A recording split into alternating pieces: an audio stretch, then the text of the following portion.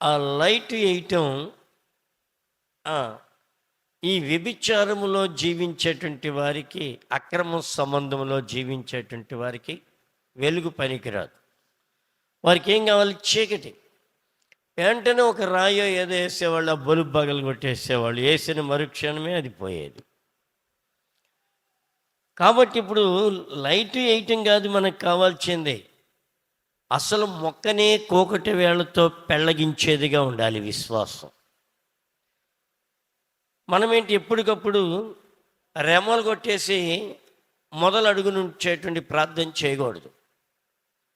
ఏమైపోయింది అసలు? ఏమైపోయింది? ఆ కుటుంబం ఏమైపోయిందో తెలియదు. కళకళలాడే పెద్ద వాములండి, దాదాపు 15-20 ఎకరాల పొలం కలిగిన వాళ్ళు ఆసాములు. 15-20 ఎకరాల పొలం, పెద్ద సంతానం, పెద్ద లోగిలీళ్ళు, పెద్ద సావిడి, దాదాపు 10-12 శాల్తీలు ఉండే దొడ్డంత కళకళలాడుతూ. ఆ కమతగాడు ఎంతమందిని పాడు చేస్తానంటే, ఎక్కడి నుంచో వచ్చి ఇక్కడికి దాదాపుగా ఇక్కడ ఉన్నటువంటి ఆ చుట్టుపక్కల వారందరినీ పాడు చేసేస్తున్నాడు. కాబట్టి ఇక్కడ ఇది ఉండకూడదు ప్రభు అని బలముగా ప్రార్థన చేసినప్పుడు దేవుడు అద్భుతంగా 5-6 సంవత్సరాలు పట్టింది. ఆ సావిడి లేదు, పశువులు లేవు, వరిగడ్డి వామి లేదు. ఈ దినముతో కూడా పిచ్చి మొక్కలతో నిండిపోయింది.